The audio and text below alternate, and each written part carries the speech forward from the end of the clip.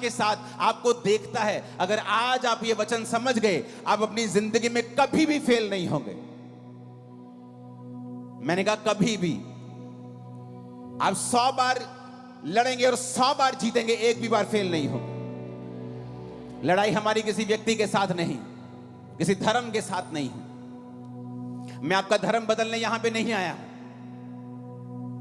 मैं आपका मन बदलने के लिए आया हूं। क्योंकि जीसस ने जब प्रीच करना शुरू किया तो नहीं कहा धर्म बदल लो, जीसस ने कहा मन फिराओ, मेटामोनियो, अपने सोचने के तरीके को बदल लो।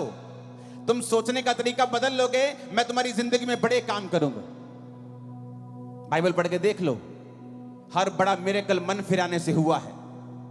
हन्ना ने मन फिराया, प्रभु के भवन में जाके प्रार्थना करने लगी। पहले क्या करती थी? रोती थी, हस्बैंड से लड़ती थी, दूसरी पत्नी के बच्चे हैं, मेरे को क्यों नहीं है, मैं खाना नहीं खाऊंगी। घर में कलेश होता था, ड्रामाज होते थे,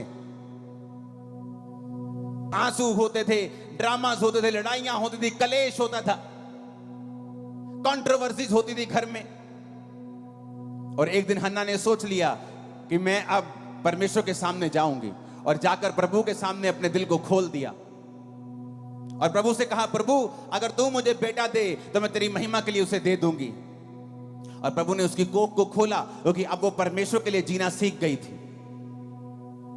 अब उसे मालूम होने लगा था कि मेरा जीने का मकसद सिर्फ बच्चे पैदा करना नहीं है, बल्कि यह भी देखना है कि प्रभु को क्या चाहिए, परमेश्वर के राज्य में किस चीज की जरूरत है। क्योंकि उस समय प्रभु को एक नबी चाहिए था, लेकिन किसी का आत्मा खुला नहीं हुआ था। तो परमेश्वर ने हन्ना की कोख को बंद कर दिया कि जब तक तू मेरी आवाज को सुनेगी नहीं आत्मा में, और इस संसार में बिजी रहेगी, मैं भी तेरी कोख को बंद करके रखूंगा। बाइबल में कहीं नहीं लिखा है हन्ना की कोख को शैतान ने बंद किया हुआ था। वचन में लिखा है हन्ना की कोख को यहोवा ने बंद करके रखा था। और जब वो यहोवा के सामने जाके प्रार्थना करती है, उसकी कोख को यहोवा ही खोलता है। कई बार आप सोचते हैं क्योंकि आपके रिश्तेदार ने आपकी हेल्प नहीं की, इसलिए आप जिंदगी में अभी तक वहां नहीं पहुंचे। आप सोचते हैं क्योंकि आप शायद अच्छी जाति से नहीं हैं, तो आपके पास जमीन जायदाद नहीं है। आप एक अमीर परिवार में नहीं जन्मे हैं, इसीलिए आप बरकत में नहीं हैं। ये सब शैतानी एक्सक्यूजेस हैं आपकी लाइफ में। हन्ना जब तक ऐसा ही सोचती रही, लड़ती रही, कुड़ती रही, आंसू बहाती रही, उसके आंसू कुछ नहीं कर पाए, कुड़ना कुछ नहीं कर पाया, लड़ना कुछ नहीं कर पाया, जब तक कि वो परमेश्वर की ओर मुड़ नहीं गई।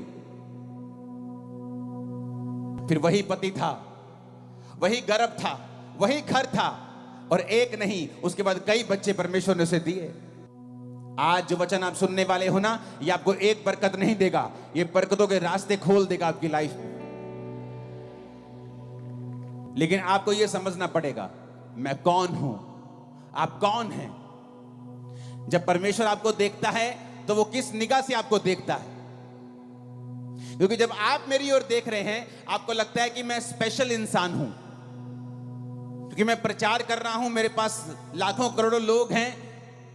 ऐसा नहीं है, मैं भी आपके जैसा ही हूं, लेकिन मैंने एक काम किया है जो शायद अभी आप कुछ कर रहे होंगे, कुछ नहीं कर रहे होंगे, कुछ करने वाले होंगे। वो काम क्या है, ये समझना कि जब प्रभु मुझे देखता है तो वो कैसे देखता है, मेरी वर्थ क्या है, परमेश्वर मेरे बारे में क्या सोचता है। गिदोन के बारे में आज पढ़ेंगे, न्यायियों 6 उसकी 11 से लेके 16 आयत को हम पढ़ेंगे। फिर यहोवा का दूत आकर बांज वृक्ष के नीचे बैठ गया, जो ओपरा में एबीएजरी योआश का था, और उसका पुत्र गिदोन एक दाख रस के कुंड में गेहूं इसलिए झाड़ रहा था कि उसे मिधानियों से छिपा के रखे। उसको यहोवा के दूत ने दर्शन देके कहा, हे शूरवीर सूरमा, यहोवा तेरे संग है। गिदोन ने उससे कहा, हे मेरे प्रभु, विनती सुन, यदि यहोवा मेरे संग होता, हमारे संग होता, तो हम पर यह विपत्ति क्यों पड़ती। जितने आश्चर्य कर्मों का वर्णन हमारे पुरखा ये कहकर करते थे कि क्या यहोवा हमको मिस्र से छुड़ा नहीं लाया, वो कहां रहे। अब तो यहोवा ने हमको त्याग दिया और मिधानियों के हाथ में कर दिया है। तब यहोवा ने उस पर दृष्टि करके कहा, अपनी इसी शक्ति पे जा, तू इजराइलियों को मिधानियों के हाथ से छुड़ाएगा। क्या मैंने तुझे नहीं भेजा? उसने कहा, हे प्रभु विनती सुन, मैं इजराइल को कैसे छुड़ाऊं? देख, मेरा कुल मनुष्य में सबसे कंगाल और मैं अपने पिता के घराने में सबसे छोटा हूं। यहोवा ने उससे कहा, निश्चय मैं तेरे संग रहूंगा, इसलिए तुम मिधानियों को ऐसे मार लेगा जैसे एक मनुष्य को। में इजरायली जाति जो थी परमेश्वर से मुंह फेर कर अपनी पीठ खुदा की ओर कर दी थी। जब पीठ परमेश्वर की ओर कर दी तो परमेश्वर ने मिधानियों को इजरायलियों के खिलाफ कर दिया। पहले ऐसा नहीं था। ये सारे मिधानी, ये सारे लोग इजराइल से दब कर रहते थे, लेकिन जब तक वो खुदा के साथ रहते थे इजरायली, खुदा उनको जीत देता था। जब वो मुड़ गए परमेश्वर से, खुदा ने उनको हराना शुरू किया और मिधानी उन पर कब्जा करने लगे। परमेश्वर एक व्यक्ति के पास गया और गिदोन को कहा कि जा और तू उन्हें मिधानियों के हाथ से इजराइलियों को छुड़ाएगा। कहता, प्रभु मैं कैसे छुड़ा सकता हूं? मेरा कुल, मेरा परिवार है ना, जो हमारे रिश्तेदारों में सबसे कंगाल है। हमें लोग सबसे बाद में बुलाते हैं शादी के ऊपर। मेन इंपॉर्टेंट काम पे तो हमें बुलाते भी नहीं है जी। और मैं अपने परिवार में सबसे छोटा हूं। मेरा कुल कहता मेरा कुल मनुष्य में सबसे कंगाल है, हम सबसे गिरे हुए हैं।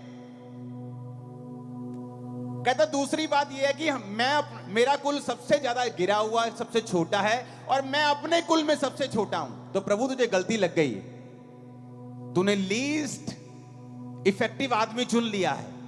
तूने ऐसा आदमी चुन लिया है जो सबसे कम खतरनाक है, सबसे कम इफेक्टिव है, जो बिल्कुल गया गुजरा है, जो रैंद खूंद है। कहता तूने वो चुन लिया है।